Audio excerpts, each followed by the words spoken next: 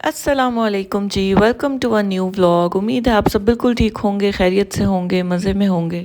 अल्लाह ताला आप सब की मुश्किलात आसान करे, परेशानियां दूर करे, आमीन सुम्मा आमीन। तो भाई आज का व्लॉग शुरू हो रहा है शाम के 4:30 बजे और बाहर इस तरह अंधेरा है कि ऐसे लग रहा है जैसे 8 बज रहे हैं रात के, मगर नहीं, अभी सिर्फ शाम के 4:30 हैं क्योंकि सर्दियाँ हैं तो अंधेरा बहुत जल्दी हो जाता है। और मुझे कुछ ग्रॉसरी करनी थी, मेरे घर पे थी दावत और मुझे जो है वो दावत की प्रिपरेशन करनी थी, तो मैंने सोचा कि एक दिन पहले ही जो है वो मैं हाफ़ काम करके रख दूं। वैसे तो मैं अपने घर के बिल्कुल सामने वाले स्टोर में जाती हूँ एडिका में, मगर वहाँ पे जो है वो फ़िश मुझे नहीं मिली थी और मुझे फ़िश लेनी थी और भी कुछ चीज़ें लेनी थी, तो फिर मैं थोड़ा घर के पास है एक स्टोर पैनी, मैं वहाँ पर आ गई।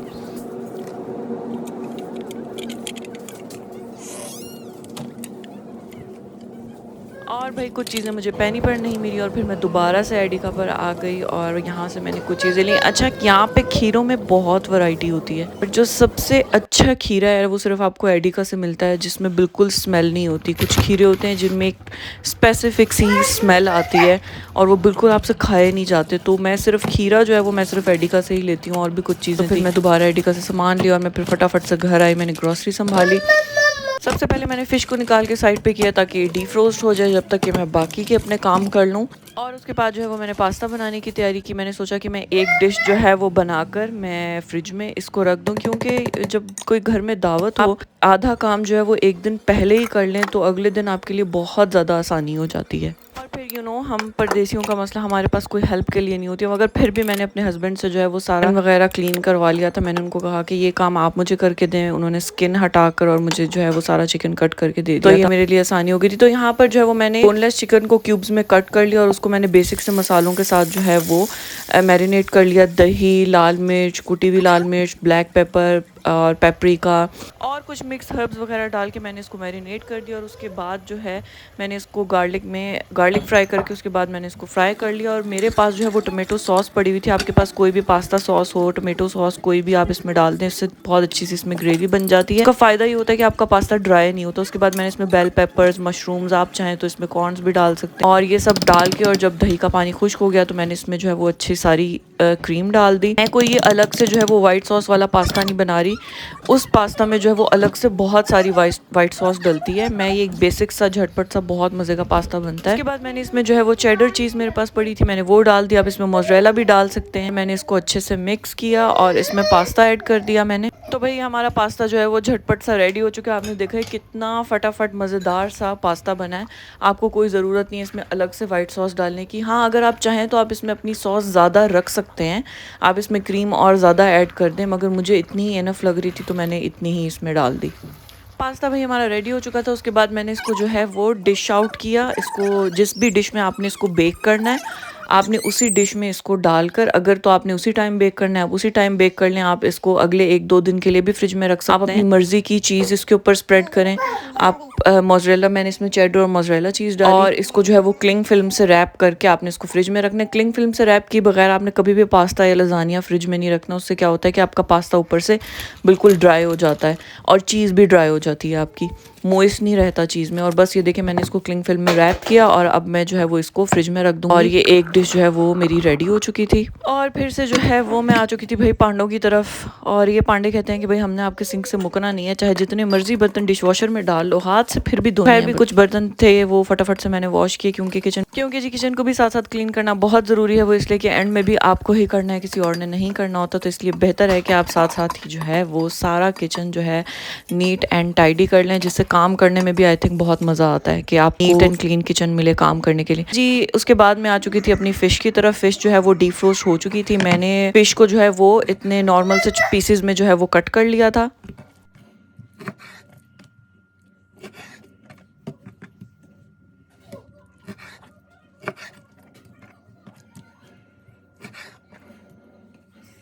तो भाई अब आ जाते हैं फ़िश की मैरिनेशन की तरफ। फ़िश की मैरिनेशन में जो है ये फ़िश जो है ये है बारबेक्यू ग्रिल्ड फ़िश की मैरिनेशन। आप इसको कोयलों पे जो है वो बारबेक्यू इसका कर सकते हैं, मगर मेरे पास ये ऑप्शन नहीं है तो मैं इसको बनाऊंगी एयर फ्रायर में और फिर उसके बाद मैं इसको जो है वो का स्मोक दे दूंगी। अगर आपका कुछ चटपटा और स्पाइसी सा खाने का दिल कर रहा है तो ये गो टू रेसिपी, आप फ़ौरन से इसको बना सकते हैं। तो भाई मैंने इसमें डाली है लाल मिर्च, धनिया पाउडर, गरम मसाला, अजवाइन, ज़ीरा, भुना कुटा हुआ ज़ीरा और नमक और थोड़ा सा जो है वो फूड कलर, अदरक लहसुन का पेस्ट, कुटी हुई लाल मिर्च, ब्लैक पेपर और जो है एक बड़ा साइज़ का जो लेमन था उसका मैंने जूस डाला। और ये जो फ़िश है ये मेरे पास तकरीबन कोई 650 ग्राम्स फ़िश थी।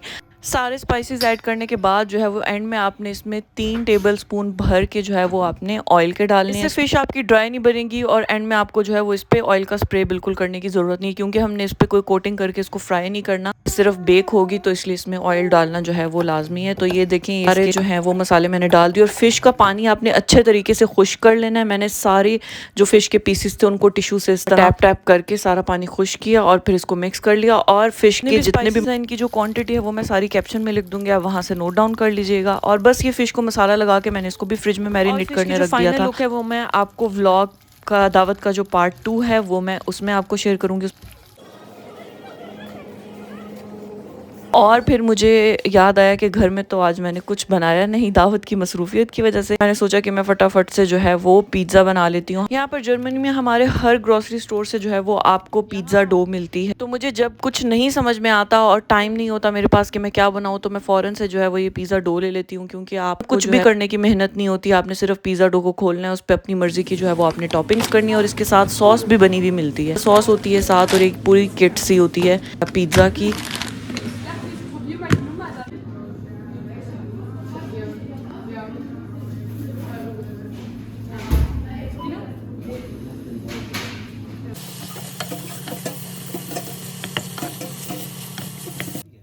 और बस यहाँ पे जो है वो मैंने पिज़्ज़ा के लिए चिकन रेडी कर लिया था और साथ में जो है वो थोड़ी सब्जियां भी मैंने कट कर ली थी। और सब्जियां आप अपनी मर्ज़ी की इसमें कोई भी टॉपिंग्स डाल लें। तो बस यहाँ पर जो है वो मैंने सब्जियां भी रेडी कर ली थी सारी। मैंने ऑलिव्स, जैलोपिनोज और टमेटोज़, मतलब जो जो मुझे पसंद था मैंने सब कट कर लिया। और भाई अपनी मर्ज़ी से आप किसी भी तरह इसको असेंबलिंग कर लें, कोई इसमें हार्ड एंड फास्ट रूल नहीं है। आप पहले चीज़ डाल लें, पहले चिकन डाल लें। खैर आप इस पिज़्ज़ा में जितनी ज़्यादा मोज़रेला चीज़ डालें उतना ही आपका जो है वो मज़ेदार सा पिज़्ज़ा बनता है।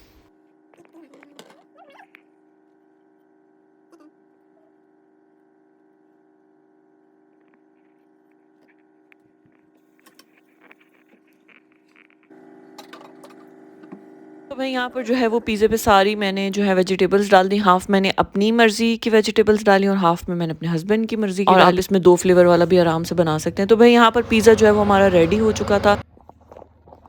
तो भाई चैनल को अभी तक आपने सब्सक्राइब नहीं किया तो प्लीज़ प्लीज़ चैनल को सब्सक्राइब कर दें, वीडियो को लाइक कर दें और अच्छा सा कमेंट कर दें और मुझे कमेंट में ज़रूर बताइएगा कि आपको वीडियो कैसी लगी। तो भाई व्लॉग को करते हैं यहीं पर एंड, मिलते हैं नेक्स्ट व्लॉग में। तब तक के लिए अपना बहुत सारा ख्याल रखिएगा। अल्लाह हाफिज़।